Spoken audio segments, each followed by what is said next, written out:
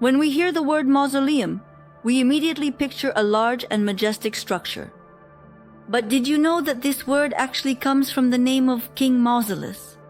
It was his tomb, built in ancient times, that became so famous that its name is now used to refer to similar monuments all over the world. Today we will talk about the Mausoleum of Mausolus, one of the 7 wonders of the ancient world. The idea to build the tomb came up while Mausolus was still alive. He wanted something grand to remain after his death that would captivate people's imagination. The construction began even before his passing and was completed after the king's death under the guidance of Artemisia. Mausolus was the ruler of Caria, an ancient state located in what is now modern-day Turkey. He lived in the 4th century BC. He was not just a king, but a very ambitious and influential person. Mausolus wanted his name to be remembered in history forever. And as we can see, he succeeded in that. Mausolus ruled alongside his wife Artemisia. They were not just spouses, but also partners. Artemisia, the wife and sister of Mausolus, was not just a queen, but also an outstanding figure. In those times, such marriages among the nobility were not uncommon. Her role in the creation of the Mausoleum of Mausolus is hard to overstate. After her husband's death, she not only continued his work, but also did everything possible to ensure that the tomb became a true masterpiece that would immortalize their names for centuries. After the death of Mausolus in 353 BC, Artemisia became the ruler of Caria. This was unusual for that time, as women rarely held such high positions. However, Artemisia proved that she was worthy of this role. She continued Mausolus's policies, strengthening the power and expanding the influence of Caria. Her reign was wise and far-sighted, and she was respected both by her subjects and by neighboring states.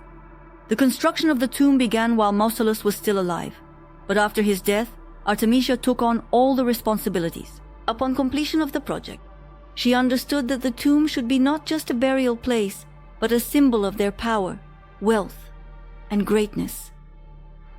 Artemisia personally oversaw every stage of the construction, inviting the best architects, sculptors, and artists of the time. She spared no expense on the construction. By her order, the best marble, gold, and other materials were delivered to Halicarnassus. Artemisia wanted the tomb to be perfect in every detail. She personally selected the themes for the bas-reliefs and the statues that were meant to adorn the tomb. Many of these themes were dedicated to the feats of Mausolus and their joint reign. There is a legend that Artemisia was so devoted to Mausolus that after his death, she mixed his ashes with water and drank it to be with him forever. Although historians consider this story to be fiction, it highlights how strong her love and devotion was.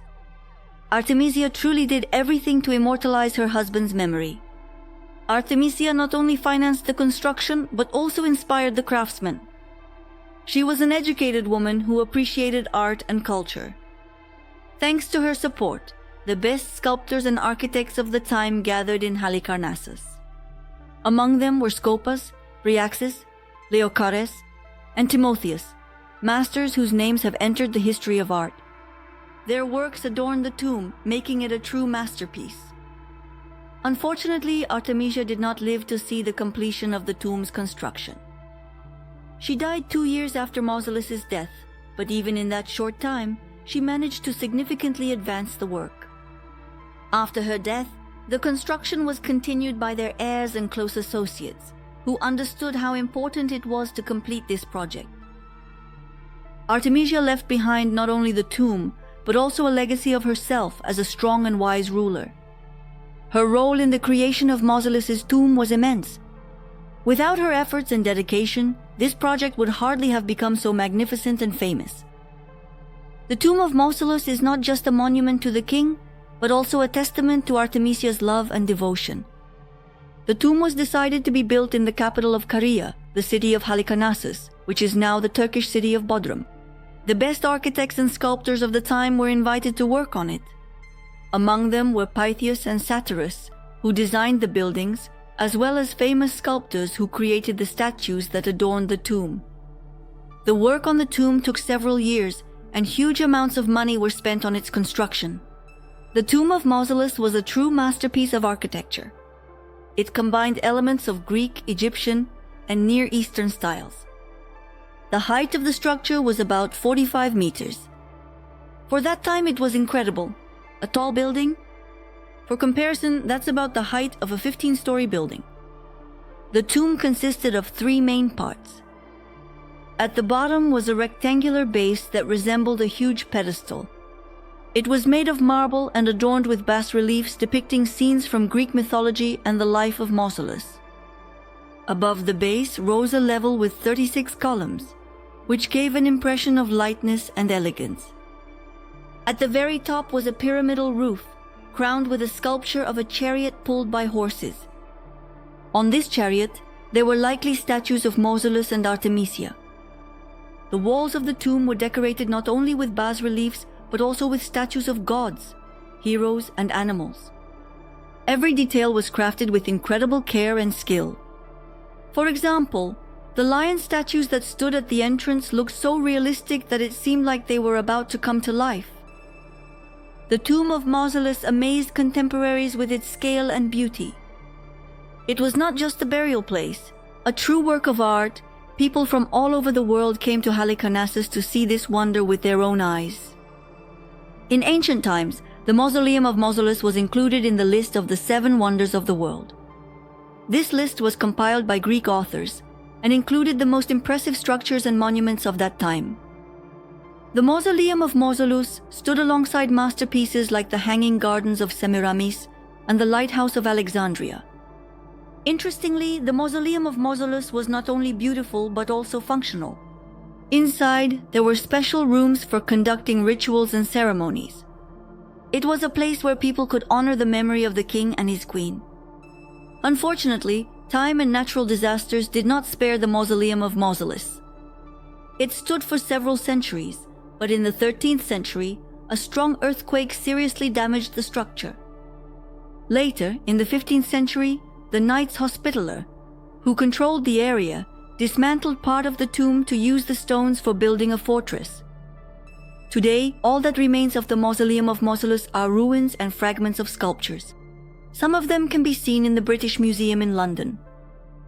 However, even these remnants allow us to imagine how majestic this structure was. The Mausoleum of Mausolus left a huge mark on the history of culture. It inspired architects to create other famous mausoleums such as, like the Taj Mahal in India. The very word mausoleum has become a common term used to refer to large and majestic tombs. But most importantly, the tomb of Mausolus reminds us of how people at all times have sought to leave behind something significant. Mausolus wanted his name to be remembered for centuries, and he succeeded. Today, thousands of years later, we are still talking about him and his tomb. It is believed that the statues of Mausolus and Artemisia, which stood at the top of the tomb, were made life-sized. They depicted the king and queen in full height, which emphasized their grandeur. To lift the enormous marble blocks to great heights, the builders used special mechanisms that were a true marvel of engineering.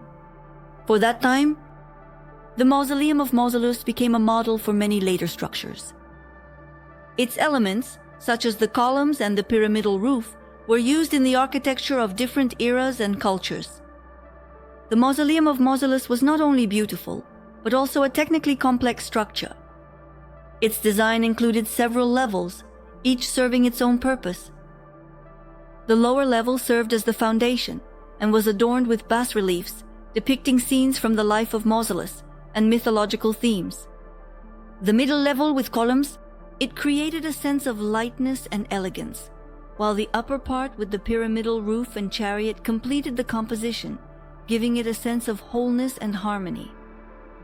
After the tomb was destroyed, its stones were used to build other structures. However, even in its ruined state, it continued to inspire architects and artists. The fragments of sculptures and bas-reliefs that have survived to this day allow us to imagine how majestic this structure was. The Mausoleum of Mausolus is not just an ancient monument, but a symbol of human aspiration for greatness. It shows how art and architecture can preserve the memory of a person for millennia.